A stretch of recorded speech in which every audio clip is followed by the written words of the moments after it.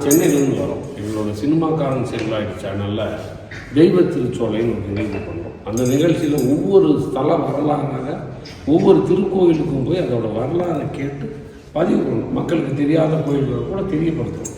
இது ஒரு சர்வீஸ் மென்டாலிட்டியில் தான் பண்ணிகிட்ருக்கோம். இதில் எந்த வருமானமும் இல்லை.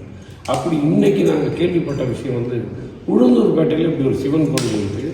ஃபஸ்ட்டு அதுக்கு உளுந்தாண்டார் கோவில் அப்படின்னா உளுந்தாண்டார் கோவில்னா இது ஒரு பேர் இருக்குது, உளுந்தையம்பதி. உளுந்தையம்பதி. இப்படி ஒருத்தர் மிளகு கொண்டு போனார். அப்புறம் சிவன் காட்சி பண்ணி கேட்டார், அது உளுந்துன்னு சொன்னார். திறந்து பார்க்கணும் உளுந்தாயிடுச்சு, அதனால் உளுந்தாண்டார்னு வந்தது. அப்புறம் அது அப்படி இப்படி காலப்போக்கில் உளுந்தூர்பேட்டைன்னு வந்துடுச்சு அப்படின்னு இந்த சிவபெருமானை பற்றி ஒரு வரலாறு சொல்கிறாங்க. நீங்கள் இங்கேயே சிவனுடைய ஐக்கியமாயிருக்கீங்க. ஸோ உங்கள் வாயால் கேட்டுக்கிட்டோம்னா அதோட நிதர்சனம் உண்மை மக்களுக்கு போய் சேர்ந்தோம். தயவு செஞ்சு ஹர நம பார்வதி பதகே ஹர ஹர மகாதேவ. நமது உளுந்தாண்டார் கோவில் கள்ளக்குறிச்சி மாவட்டம் மாஷபுரீஸ்வரர் ஆலயமானது பல ஆண்டுகளாக இங்கு இறைவன் சுயம்பு வடிவமாக இருந்து அருள் பாலிக்கிறார். இந்த ஆலயத்தின் ஸ்தல வரலாறு என்னவென்றால், முன்னொரு காலத்திலே மிளகு வணிகன், மிளகு வியாபாரி வியாபாரம் செய்து இவ்வழியாக வரும்பொழுது மாலை வேலை ஆகிவிட்டதால் இந்த குளக்கரையில் தங்கியிருந்து அவனுடைய ஓய்வை எடுத்துக்கொண்டான். அப்பொழுது இங்கு பார்க்கும் பொழுது ஆலயம் எல்லாம் அப்பொழுது கிடையாது. சுயம்பு வடிவமாகவே லிங்கமானது இருந்தது. அது யாருக்கும் தெரியாமல் இருந்தது. சுற்றி மரங்கள் செடிகளாக இருந்தது. அவன் பார்க்கும் பொழுது ஒரு சிவலிங்கம் சுயம்பு வடிவமாகவே இருந்தது. சுயம்பு என்றால் தானாக பூமியிலிருந்து உண்டான லிங்கம். வழிபாடெல்லாம் அப்பொழுது அந்த லிங்கத்திற்கு கிடையாது. ஏனென்றால் யாருக்கும் தெரியாத வண்ணமாக அது அமைந்துள்ளது. தற்பொழுது அவன் அந்த வணிகன் சிவபக்தனாக இருந்தான். ஆகவே மாலை வேளையிலே இந்த குளத்திற்கு பெயர் ஞான தீர்த்தம் என்று பெயர். இந்த குளத்திற்கு ஸ்நானம் செய்து சிவபூஜை செய்தான் அந்த வணிகன். அவன் ஓய்வெடுத்து கொண்டு இருக்கும் பொழுது விடிகாலை, அதாவது அடுத்த நாள் காலையிலே சிவபெருமான் அவனை சோதிப்பதற்காக, சிவபக்தனாக உள்ளான். ஆகவே அவனை சோதிப்பதற்காக, அவனுடைய பக்தி எவ்வாறு உள்ளதாக என்பதை சோதிப்பதற்காக அவனிடம் ஒரு வயோதிகன் வேடமாக, அதாவது ஒரு தாத்தாவின் வேடம் எடுத்து அவனிடம் எனக்கு தலை வலிக்கிறது, பத்து போடுவதற்காக கொஞ்சம் மிளகு தா என்று கேட்டான். அவனுக்கு விடிகாலையிலேயே எடுத்ததற்கு கொஞ்சம் சோம்பேறித்தனம் மற்றும் அல்லாமல் ஊரிலே போல திருட்டு பயம் அதிகமாக இருந்ததால் மூட்டையை பிரிப்பதற்கு கொஞ்சம் அச்சம். ஆகவே அவன் இது அனைத்தும் மிளகல்ல உளுந்து என்று பொய் சொல்லிவிட்டான். பொய் சொல்லிவிட்டானே, இறைவனும் அப்படியே ஆகட்டும் என்று சொல்லி அங்கிருந்து சென்றார். காலை வேலை வந்தது. எப்பொழுதும் போல ஸ்நானம் செய்துவிட்டு மூட்டைகள் எல்லாம் எடுத்துக்கொண்டு ஊக்கீரனூர், அதாவது இப்போ உளுந்தூர்பேட்டை இருக்கு இல்லையா, இப்போ ஊக்கீரனூர்னு அந்த ஊருக்கு பெயர். அங்கே மாரியம்மன் கோயில் உண்டு. அது பக்கத்தில் தான் இந்த மிளகு வியாபாரி அங்கே மிளகு வைப்பான். அங்கே மிளகு விற்று கொண்டிருக்கும் பொழுது அங்கே சென்று மிளகு மூட்டைகளை திறந்து பார்த்தால் அனைத்தும் உளுந்தாக மாறிவிட்டது. மிக அதிர்ச்சி உற்றான். அப்பொழுது வானத்திலிருந்து அசிரீர் ஒலித்தது. இது நாம் உன்னை சோதித்தோம், எங்கு என்னை நீ பூஜித்தாயோ அங்கு என்னை வழிபாடு செய் என்று சிவபெருமான் அசிரீரின் மூலமாக அவனுக்கு அனுகிரகம் செய்தார்.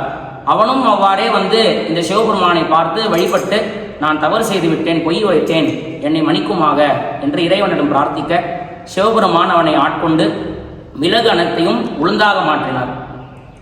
உளுந்தனைத்தையும் மிளகாக மாற்றினார். மிளகை உளுந்தாக மாற்றியதால் இந்த ஸ்தலத்திற்கு உளுந்தையம்பதி என்று பெயர். இந்த உளுந்தூர்பேட்டை என்ற பெயர் வந்ததற்கு காரணம், உளுந்தூர்பேட்டை இந்த கிராமம் உளுந்தாண்டார் கோவில். முன்காலத்தில் இது உளுந்தையம்பதி என்றே இருந்தது.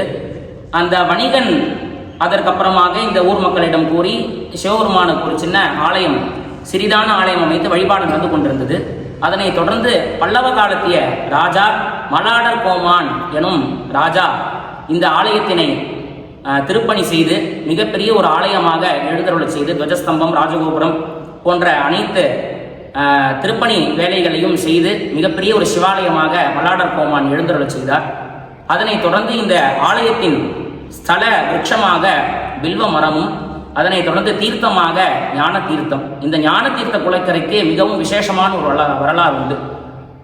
இறைவன் சுயம்புவாக இருக்கும் பொழுது வணிகன் காலத்திற்கு முன்னதாக நாம் அனைவருக்கும் தெரிந்த ஒரு முனிவர் அகஸ்தியர். அந்த அகஸ்திய முனிவரானவர் இவ்வழியே வரும்பொழுது அவருக்கு ஒரு நோய் ஏற்பட்டது. குன்மம் எனும் ஒரு நோயானது அவரை பற்றி கொண்டது. அந்த நோய் நிவர்த்தி ஆவதற்காக இந்த ஞான தீர்த்த குளக்கரையிலே ஸ்நானம் செய்து இறைவனை பூஜித்த பின்னர் அந்த நோயானது அவருக்கு நிவர்த்தியாகிவிட்டது. அகஸ்தியர் பூஜித்த லிங்கமும் இந்த லிங்கம், வணிகன் வழிபாடு செய்த லிங்கமும் இந்த லிங்கம். அதுவும் அல்லாமல் தேவர்களிலே சூரியனும் வழிபாடு செய்த லிங்கமாக புராணங்கள் கூறுகிறது. பங்குனி மாதத்திலே ஒரு சில நாட்களிலே சூரியன் அஸ்தமனமாகும் பொழுது சூரியன் ஒளியானது லிங்கத்தின் மீது படும். அங்கு சூரியன் அஸ்தமனம் ஆகும் சமயத்திலே இந்த துவஜஸ்தம்பம் ராஜகோபுரம் தாண்டி அந்த லிங்கத்தின் திருமேனியிலே அந்த சூரிய ஒளியானது படும். இந்த ஸ்தலத்தின் விசேஷமானது மேற்கு முகம் நோக்கி இருப்பது மிகவும் விசேஷம். நிறைய சிவாலயம் பார்த்தீங்கன்னா கிழக்கு முகம் நோக்கி இருக்கும். இந்த சிவாலயம் மேற்கு முகம் நோக்கி சத்யோஜாத முகமாக அனைவருக்கும் அருள் பாலித்துக் கொண்டிருக்கிறார். மயிலாப்பூரில் பார்த்தீங்கன்னா கபாலீஸ்வரர் மாதிரி இருப்பார். நிறைய ஆலயங்களில் கிழக்கு முகமாக இருப்பார் இறைவன். இங்கே சிவபெருமான் மேற்கு முகம் நோக்கி அனுகிரகம் செய்து கொண்டிருக்கிறார். அது மட்டுமல்லாமல் இந்த ஆலயத்திலே அம்பிகையின் பேர் லோகாம்பிகை. இந்த லோகாம்பிகை சக்தியானது மிகவும் சிறந்ததாக கூறப்படுகிறது. இந்த லோகாம்பிகைக்கும் ஒரு வரலாறு கூறப்படுகிறது. அதாவது இந்த ஆலயத்திலே பல தலைமுறைகளுக்கு முன்னதாக பூஜித்த சிவாச்சாரியார் குருக்களின் மகள் ஊமையாக இருந்தால் அந்த ஊமைக்கு அம்மா கிடையாது. அந்த ஆச்சாரியர் எப்பொழுதும் வருத்தப்பட்டு கொண்டிருந்தே என் மகள் ஊமையாக இருக்கிறாளே என்று கஷ்டப்பட்டே பூஜை செய்து கொண்டிருந்தார். அம்பாளின் திருவிளையாடல் ஒரு நாள் அந்த ஆச்சாரிய குருக்களின் கனவிலே வந்து என்னை ஒரு மண்டலத்திற்கு 48 நாளுக்கு இந்த உன் மகளை இந்த ஞான தீர்த்த குறையில் ஸ்நானம் செய்து என் ஆலயத்தை வலம் வர சொல் என்று அம்பாள் ஆணையிட்டாள் கனவிலே. அதேபோல் அந்த குருக்களின் மகளை தினந்தோறும் 48 நாளும் இந்த ஞான தீர்த்த குளக்கரையில் ஸ்நானம் செய்வித்து பிரதட்சணம் செய்து வர செய்தார். சரியாக 48 நாள் முடிவன்று அந்த ஊமையாக இருந்த சிறு பெண் குழந்தை அந்த அம்மன் சன்னதிக்கு நேராக வந்திருந்து அம்மா என்று எடுத்துரைத்தார். ஆக பிறவியிலேயே ஊமையாக பிறந்த அந்த பெண்ணை பேச வைத்த அம்பிகை லோகாம்பிகை, இறைவன் மாஷபுரீஸ்வரர். ஆக இந்த ஞான தீர்த்தத்திற்கு அவ்வளோ ஒரு விசேஷம். அகஸ்தியர் வழிபட்ட லிங்கம், சூரியன் வழிபட்ட லிங்கம், ஸ்வயம்பு லிங்கம். ஆகவே இது ஒரு மிகவும் விசேஷமாக ஸ்தலமாக கருதப்படுகிறது. அதனைத் தொடர்ந்து இந்த ஆலயத்திலே விசேஷமாக பிரம்மோத்சவமானது வைகாசி மாதம் விசாக நட்சத்திரத்திலே நடைபெறும். சுவாதி நட்சத்திரத்தன்று திருத்தேரோட்டம் நடைபெறும். வெகு விமர்சையாக கொடியேற்றம் நடைபெற்று 10 நாட்களும் திருவிழா நடைபெறும். ஆகவே அனைவரும் இந்த அற்புதமான க்ஷேத்திரம் லோகாம்பிகை சமேத மாஷபுரீஸ்வரர் எழுந்தருளி இருக்கும் உளுந்தையம்பதி என்று சொல்லக்கூடிய உளுந்தாண்டார் கோவிலிலே அனைவரும் வந்து மாஷபுரீஸ்வரரை தரிசனம் செய்து எல்லாம் வல்ல பரம்பொருளின் அனுகிரகத்தை பெறுமாறு கேட்டுக்கொள்கிறேன்.